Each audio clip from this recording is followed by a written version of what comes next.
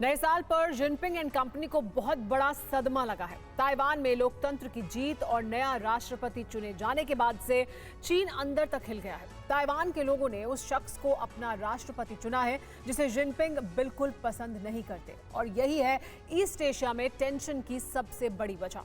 Jinping के दिमाग में जो जहर भरा है, अमेरिका उस पर नजर बनाए हुए है। खतरा बहुत ज्यादा बढ़ गया है। कभी भी चीन और ताइवान के बीच बारूदी चिंगारी विश्व युद्ध में तब्दील हो सकती है, और अगर ऐसा हुआ तो अंजाम खौफनाक होगा। देखिए स्पेशल रिपोर्ट, जिनपिंग का अंतकाल, ताइवान में सूत्रधार।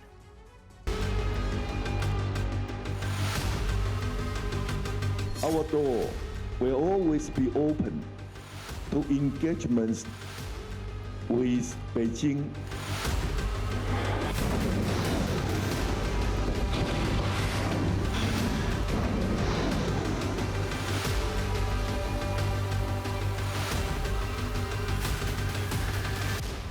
China will surely be reunified, and all Chinese people on both sides of the Taiwan Strait should be bound by a common sense of purpose and share in the glory of the rejuvenation of the Chinese nation.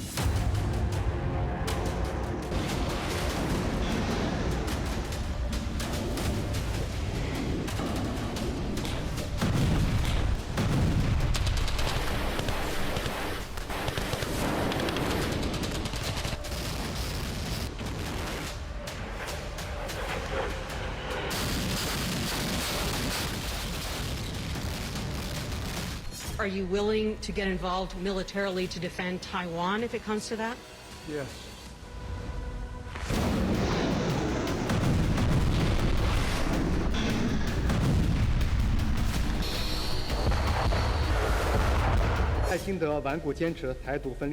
Lai Ching-te clings stubbornly to the separatist position for Taiwan independence.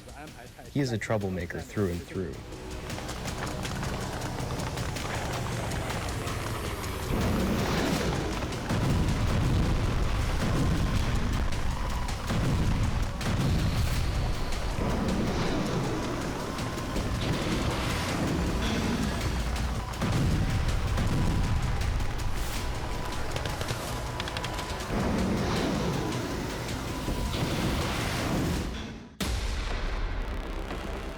Taiwan में Jinping की हार, आरंभ हुआ world war.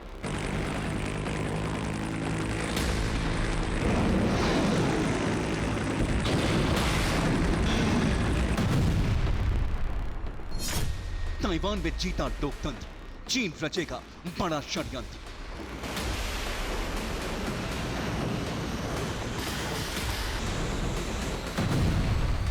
Jinping brigade बेकरार, गलतफहमी भड़काएगी war. Jinping के दिमाग में जहर, ईस्ट एशिया पर सुपर पावर की नजर। जिनपिंग के जल्लादों का किला ढह गया, ताइवान में लोकतंत्र जीत गया।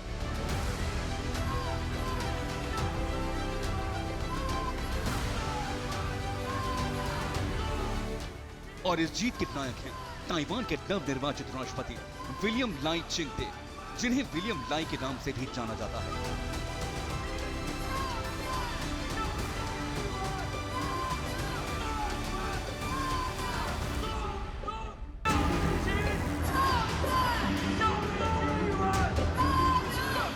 जैसे ही ताइवान में चुनाव नतीजों का ऐलान हुआ, इन चेहरों पर खुशी आ गई। ये ताइवान की डेमोक्रेटिक प्रोग्रेसिव पार्टी के वो चेहरे हैं जो बेहद शक्तिशाली चीन से मुकाबला कर रहे थे। ये वो चेहरे हैं जो खुलकर जिनपिंग और चीन के पर्सनल ब्रिगेड को ललकार रहे थे।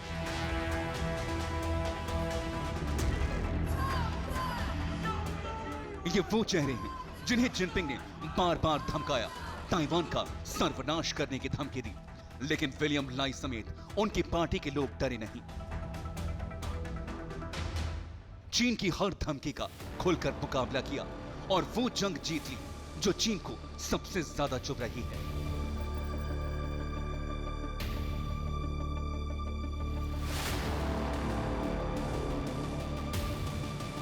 ताइवान के लोगों ने तय कर लिया है कि वो विदेशी ताकतों का डटकर मुकाबला करेंगे। ऐसा इसलिए हो पाया है क्योंकि लोगों ने तय किया है कि वो अपना राष्ट्रपति खुद चुनेंगे।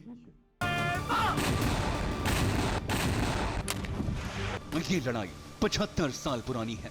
ये लड़ाई स्वाभिमान की है। ये लड़ाई वजूद की है। ये लड़ाई पहचान की है। ये लड़ाई विदेशी ताकतों से लड़ने की है।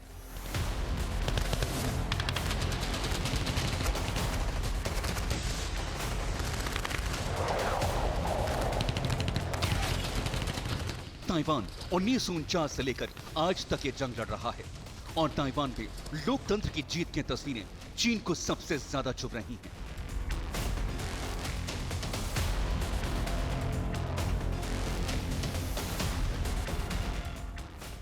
विलियम लाई चिंगते की जीत से चीन के राष्ट्रपति शी जिनपिंग को सबसे बड़ा झटका लगा है।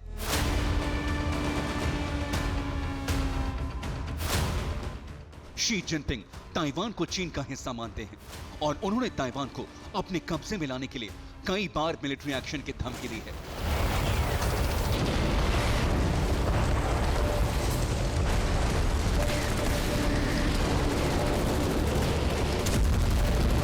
और कई साल से पहले अपने संदेश में जिनपिंग ने साफ कर दिया था कि ताइवान चीन का ही हिस्सा है।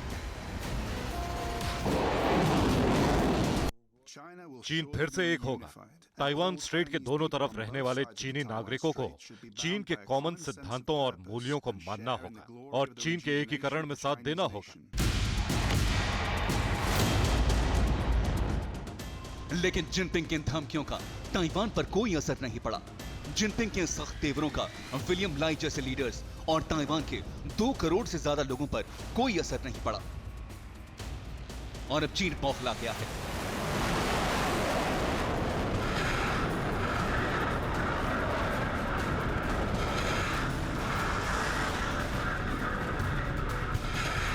तो वहीं दूसरी तरफ अमेरिका ने चीन के जख्मों पर नमक छिड़कने का काम किया है। अमेरिका ने बेहद शक्तिशाली aircraft carrier USS Carl Wilson को ताइवान के पोर्ट में तैनात कर दिया है।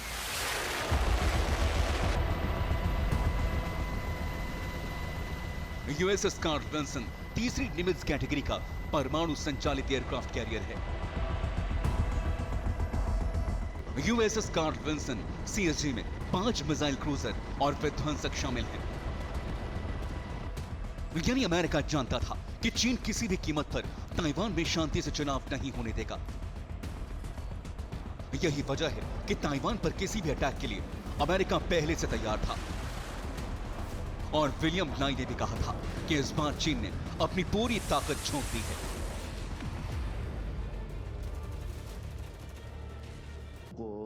ताइवान में होने वाले हर बड़े चुनाव में चीन ने हस्तक्षेप किया है, लेकिन इस बार हालात चिंताजनक हैं। ऐसा कहा जा सकता है कि इस बार चीन ने अपनी पूरी ताकत झोंक दी है।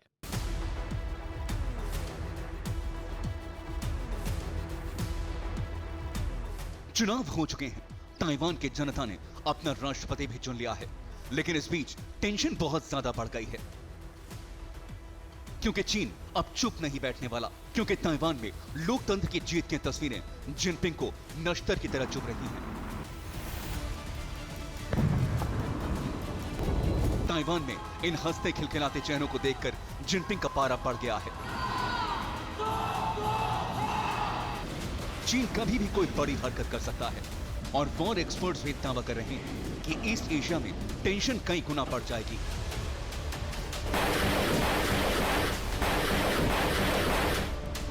ये है सर रिचर्ड बैरन्स, ब्रिटेन के रिटायर्ड जनरल। इन्होंने चीन के मंसूबों को लेकर बड़ी चेतावनी जारी की है।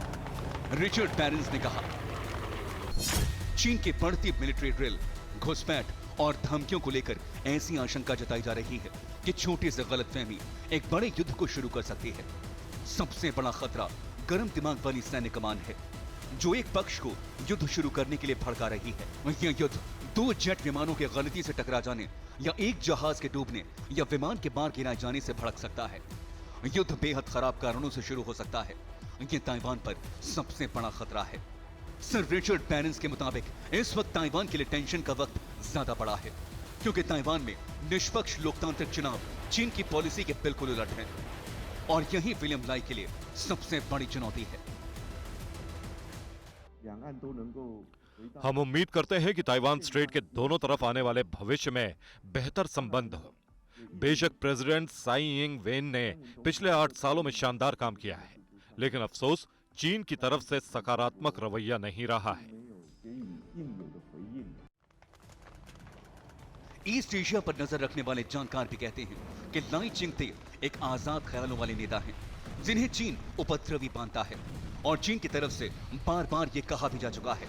कुछ वक्त पहले ही चीन ने विलियम लाई को अड़ियल कहा था।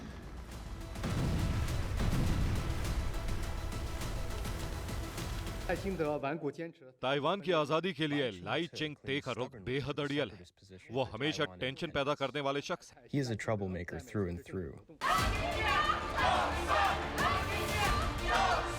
यही वजह है कि चीन कभी भी विलियम लाई को ताइवान का राष्ट्रपति नहीं बनने देना चाहता था, लेकिन उसका यह ख्वाब चकनाचूर हो चुका है।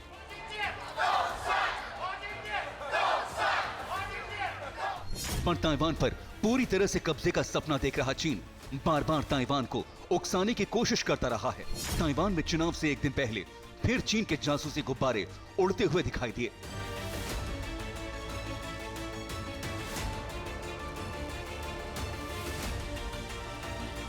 ताइवान के रक्षा मंत्रालय की तरफ से कहा गया कि 24 घंटे में ताइवान में चीन के 5 जासूसी गुब्बारे दिखे। चीन के इस कदम से ताइवान की सेना भी अलर्ट हो गई। ताइवान में लोकतंत्र चीन को बर्दाश्त नहीं है। यही वजह है कि ताइवान का रक्षा मंत्रालय भी अलर्ट है।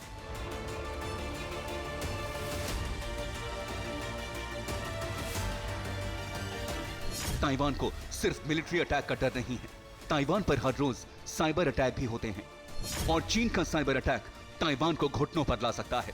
इसकी वजह भी जान लीजिए। ताइवान के अधिकारियों के मुताबिक सरकारी एजेंसियों पर हर रोज 50 लाख साइबर अटैक होते हैं। 2023 के शुरुआती 6 महीनों में साइबर अटैक 80% बढ़ गए थे। साइबर अटैक में ताइवान एशिया प्रशांत में नंबर 1 है। दुनिया के 90% एडवांस सेमीकंडक्टर ताइवान में ही बनाए जाते हैं। पिछले साल ताइवान ने 118 अरब डॉलर का एक्सपोर्ट सिर्फ सेमीकंडक्टर कैटेगरी में ही किया था। दुनिया की बड़ी कंपनियां सेमीकंडक्टर और दूसरी चिप ताइवान से ही खरीदती। और ताइवान में नई सरकार के आने के बाद हमले का खतरा ज्यादा बढ़ गया है। यही वजह है कि चीन ताइवान के दरवाजे तक आकर वॉर ड्रिल करता रहा है।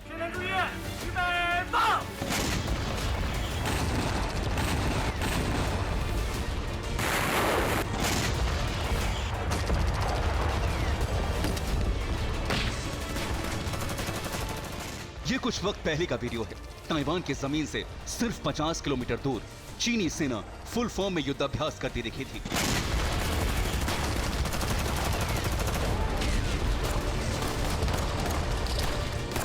चीन ने वीडियो जारी कर ताइवान को नेस्त नाबूद करने की खुली धमकी दी थी। चीन के वॉर ड्रिल पे जंगी जहाज और फाइटर जेट बारूद बरसा रहे थे।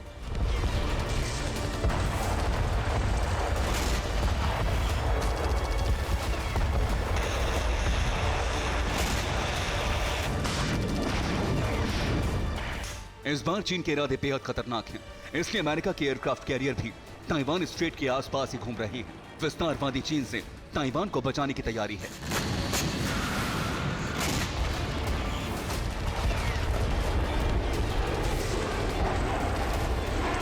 अमेरिका तैयार है और बाइडेन खुद कह चुके हैं, अगर चीन ने ताइवान पर हमला किया तो उसे इसका अंजाम भुगतना होगा।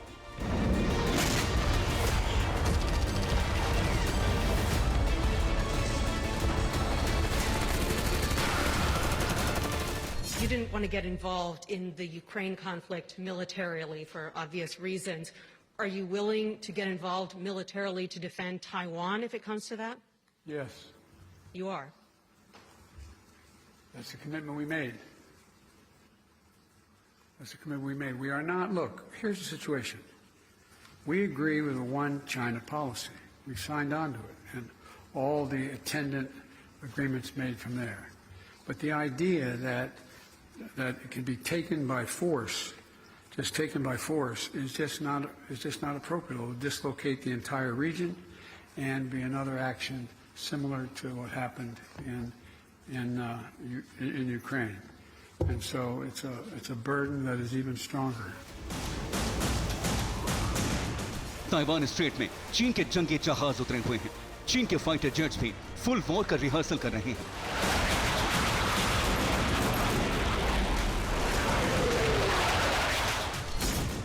चीन का एग्रेशन इस वक्त नीले पानी में बारूदी धमाके करवा रहा है, जहां गलत दिशा में गई छोटी सी चिंगारी दुनिया को भस्म करवा सकती है। ऐसे में दोनों देशों की ताकत भी समझ लीजिए।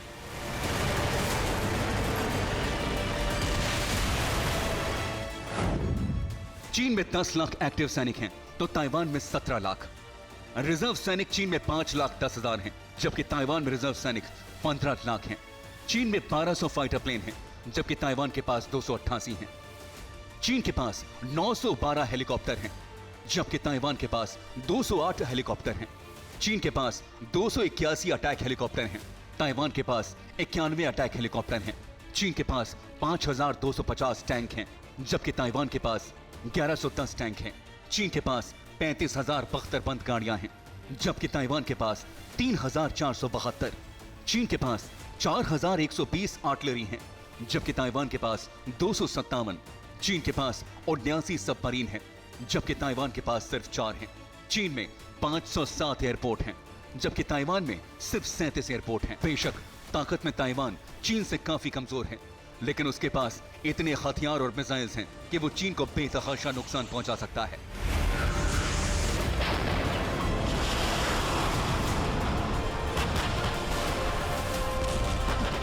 लेकिन विलियम लाई ने अभी सधा हुआ कदम उठाया है। We will maintain the status quo and continue to bring society together. Our door will always be open to engagements with Beijing. Taiwan में नई सरकार आने के बाद एक तरफ ताइवान में आजादी की तरह जश्न मनाया जा रहा है, तो वहीं दूसरी तरफ अमेरिका के पूर्व अधिकारियों का एक डेलीगेशन चुनाव के अगले दिन ही ताइवान पहुंच गया। इस डेलीगेशन में अमेरिका के पूर्व नेशनल सिक्योरिटी एडवाइजर के साथ पूर्व डेप्यूटी सेक्रेटरी ऑफ स्टेट और दूसरे अधिकारी शामिल हैं। इसके अलावा स्पीकर ने ऐलान किया है कि मई में भी एक डेलीगेशन ताइवान जा सकता है। इससे चीन भड़क गया है। चीन के सरकारी अखबार ग्लोबल टाइम्स ने लिखा, चीन अमेरिका द्वारा ताइवान के साथ किसी भी प्रकार की आधिकारिक बातचीत करने और किसी भी तरह ताइवान के मामलों में हस्तक्षेप करने का दृढ़ता से विरोध करता है। हम उम्मीद करते हैं कि अमेरिका वन चाइना पॉलिसी का पालन करेगा।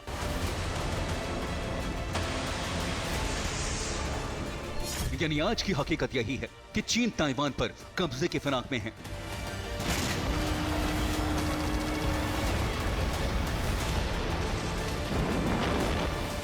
ताइवान में नई सरकार, नया राष्ट्रपति जिनपिंग के लिए वो गहरा जख्म है जिसका दर्द उन्हें लंबे समय तक महसूस होगा।